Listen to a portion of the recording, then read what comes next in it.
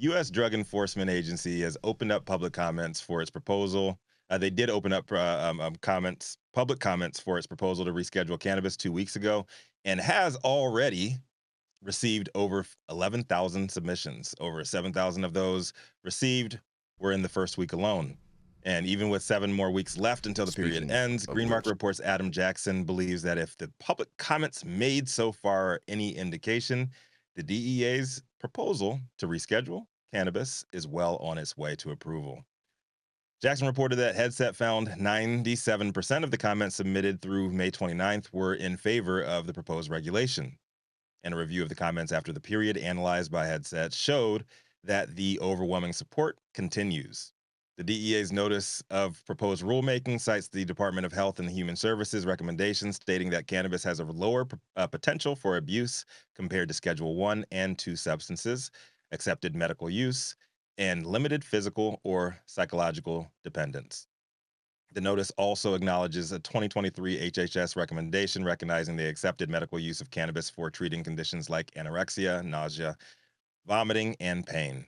Per the article, the comments submitted to the Federal Register reflect a wide range of perspectives on the rescheduling proposal. The first official comment posted was from a U.S. Marine Corps veteran with post traumatic stress disorder, PTSD, and chronic pain. He wrote with gratitude for quote unquote leadership of government officials, saying that this is the first step of rescheduling cannabis is going to benefit the lives of millions of people in the U.S. The cannabis plant saved my life, the commenter who submitted anonymously wrote. I am now pain free, full mobility, and in a strong positive mental state since being in Nevada State Medical Program since 2017. With blessing of love and respect to all those serving in the USA. God bless America. Another comment pointed to the potential benefits for individuals with disabilities, such as autism. Current regulations before this have hindered access to potentially beneficial treatments. The commenter, who identified as an autistic adult, shared their personal experience using CBD oil to manage symptoms like anxiety, behavioral issues, and sleep problems. For those who oppose the change, commenters cited concerns about public health harms, the lack of research supporting the use of high THC products for medical purposes, and the potential risks to young people. One comment also questioned whether botanical cannabis would meet the criteria for currently accepted medical use and raised concerns about safety, citing associations with psychosis and other mental issues. Jackson also noted that the commenters who believe rescheduling does not go far enough also had a strong presence among the submissions. Rescheduling cannabis is a step in the right direction, but frankly, it should be descheduled entirely, wrote one individual. The sentiment was echoed throughout the comments. Do my thoughts change anything? Nope, they wrote. Will anyone care I shared this opinion? Probably not. But deschedule and legalize the damn plant. sounds like somebody on our team or somebody in our comment section wrote that one. He concluded by saying the overwhelming public support for rescheduling cannabis is also reflected in other arenas. For example, a January 2024 Pew Research study found 88% of U.S. adults support the legalization of marijuana in either medical or for either medical or recreational use. The public comment period will remain open until July 22nd, after which the DEA will review all information that was provided on the record. In addition, the agency may grant an administrative hearing to hear more evidence about the proposal. So, the data collected as of now is to be believed. It looks like we are pretty much headed towards a lot of support, 97% so far, support towards rescheduling. Big shout out to people who have made their public comments. I have not yet, but this is a good reminder. I'll put my public comments in there. Um, interesting thing. I think this rescheduling thing is going to go forward. Um, uh, Interested in hearing what the rest of you guys have to say about this one. I'll leave it at that. I'm Rico Lamitte, the dopest dad on the street for High News. Let's talk about it. well, Rico, I'll tell you what, this just shows the ignorance of rescheduling by the American public overall. Seems like we're pretty much accepting. No, that no, rescheduling. no. The reality is, if they understood how Schedule 3 works and they understood all of the components of how it does work, I don't think the average American consumer or anything would support a rescheduling. They would be demanding a descheduling. I think that falls on us. The cannabis industry has a huge miss to try to educate the public, to educate the masses, because the same people, it's awesome to have this overwhelming support, but the same people that are like, yeah, this is a great thing, are the same people that think that the Biden thing actually let people out of jail. Exactly. You know what I mean? You're so right about that, Stone. You are so right about it. And oftentimes this just goes to show the dysfunctionality within the cannabis space, because you have a number of loud voices in the echo chamber that are praising Schedule 3 and what a blessing to society it will be, and we're going to get rid of 280E and all this extraness. But the reality is they don't really realize that they're signing their own deathbed. Hey, but Jason, I want to say that this is that incremental change. This is the baby step. You cannot have incrementalism with this type of a situation. Let me finish. Okay, please go ahead. That's what I'm saying. Like, my bad. These baby steps that people are accepting. Like, you know me, I'm a radical motherfucker. Like, I don't like no baby steps in nothing. Mm-hmm.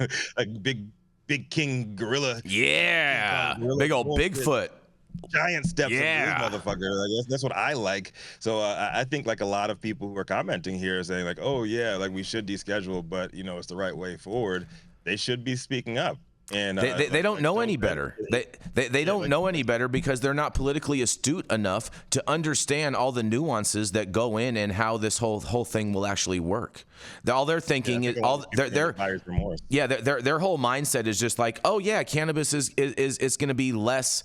It's going to be less than what it is now. So like they're like, oh, it's a great thing. It's a great thing. Everyone's cheering, yada yada yada, and it's that ignorance is bliss mentality. Yeah. Yes. Well, they're not going to change the way that the DEA is going to deal with Schedule 3. I mean, their history is they're going to drag their feet. And although this is a step, I think it's a step off a cliff. Yep. Once you put yourself on this track, the public just doesn't understand. They think, oh, it's really bad to be Schedule 1, 280 is bad. Mm-hmm. If this fixes that, it must fix your problem. No, it makes the problems worse.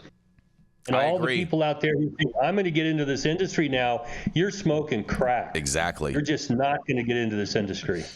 Hold on, Dale. Would it be, since it's cannabis, would it be considered green crack, Dale? What these guys are smoking?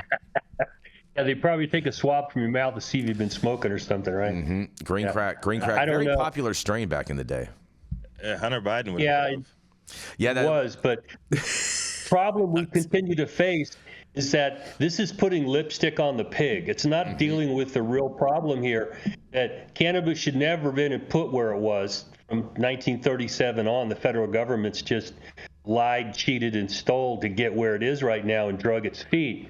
Mm-hmm. And that's where we can't get the public's attention, because they think, oh, this is a step that'll solve our problems or move in the right direction. And the problem is, like I said, you're stepping off a cliff here. Once it's Schedule 3, how are they going to move it off of Schedule 3? Exactly. Congress has got to do something here. Exactly. And Congress hasn't shown the ability to do anything. They can't find their ass with both hands. Well, here's the thing. If Congress hasn't done anything by now, they're not going to do anything later on, because there's not going to be enough gunpowder in the political muster of public opinion to change anything on weed.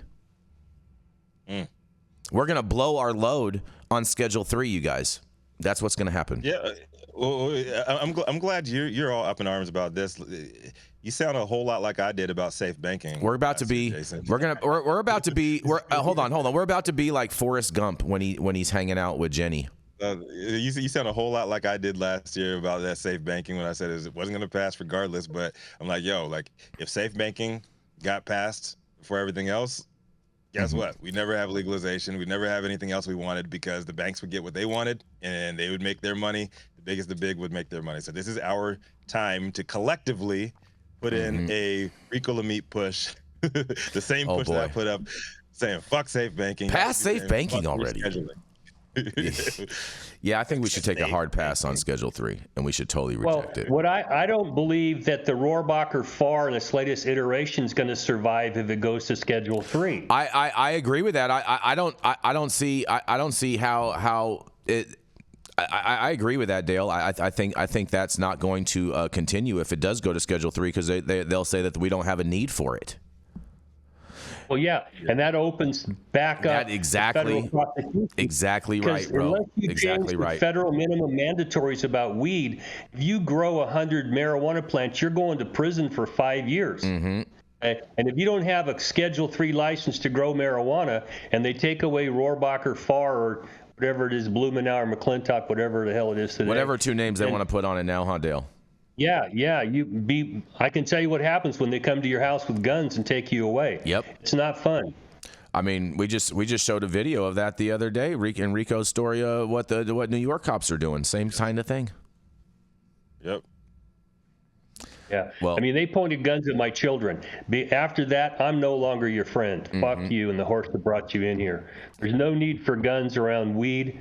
It's just stupid. And, oh, man, I don't want to see that come back. But the federal courts are ready to slam people. I mean, their hands are really tied, because unless you cop a plea, if you're charged with growing more than 100 plants, there's no wiggle room. You're going to prison for 5 years. Mm-hmm. And what's the public sympathy going to be then? Right now, we've got a lot of sympathetic public members out there. You shouldn't lock people up for weed. But the system's geared up to grind you up again if these restraints are taken off. Yep, I totally agree with that assessment, Dale. And on that, we're going to keep this thing rolling. We're going to roll right into a commercial, and we're going to be right back.